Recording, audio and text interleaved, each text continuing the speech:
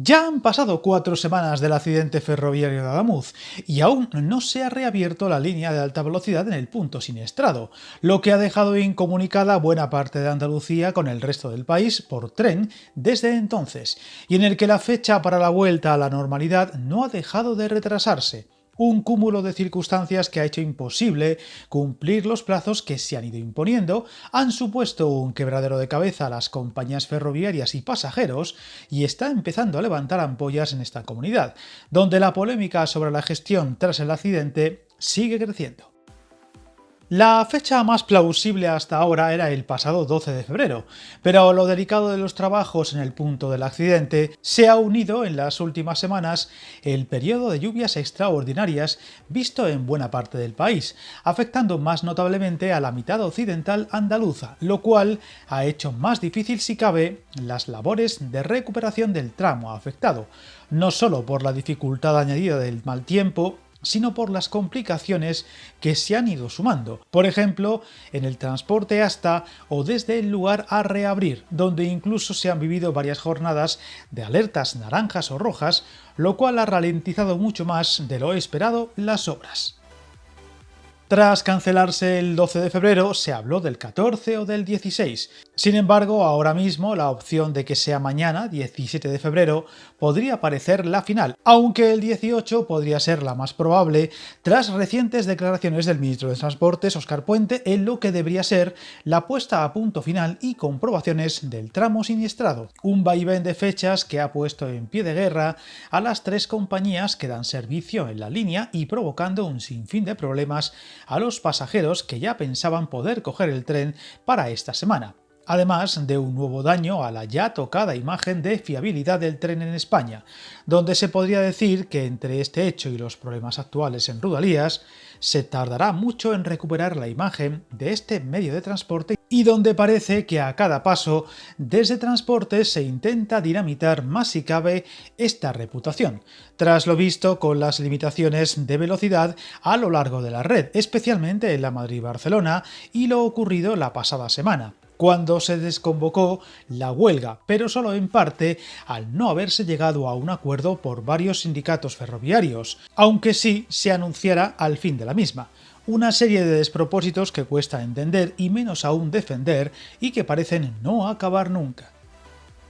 Viajar en tren nunca fue tan fácil. En trenes.com encuentra y reserva tus billetes de Renfe, Wigo, Irio y muchos otros países europeos. Vive experiencias únicas a bordo y recuerda, si vas sobre raíles, está en trenes.com.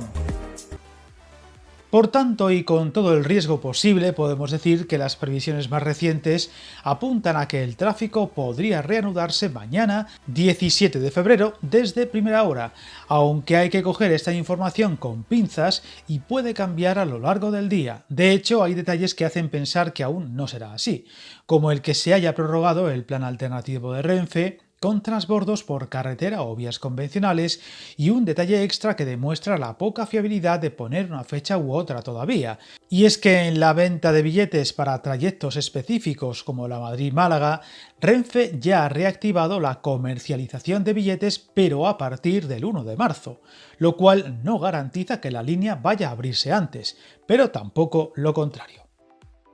Naturalmente, tanta incertidumbre añadida a unas fechas ya de por sí dilatadas ha sumado críticas y descontento a un servicio que, recordemos, sí se presta en los tramos no afectados por el accidente, como los AVAN entre Madrid y Puerto Llano o los servicios de media distancia que no pasen, por así decirlo, de Córdoba capital. Aunque estos servicios internos entre varias capitales andaluzas con alta velocidad también sufrieron días de cancelaciones por los diversos temporales vistos estas semanas y que han dejado lluvias sin precedentes, por lo que moverse estas últimas semanas dentro de Andalucía por tren era poco menos que una odisea y cambiaba de un día para otro, causando más malestar y más críticas sobre la gestión de la red y de las labores de recuperación del tramo en Adamuz.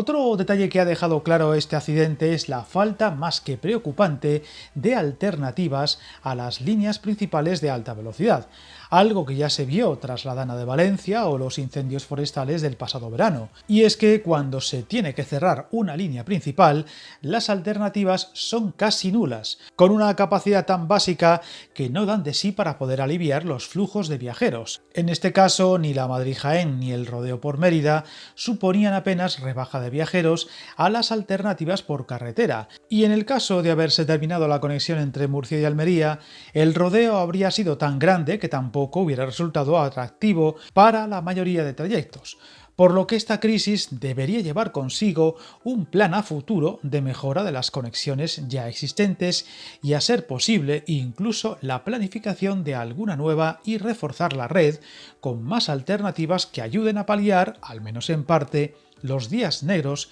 que puedan verse por diversos motivos.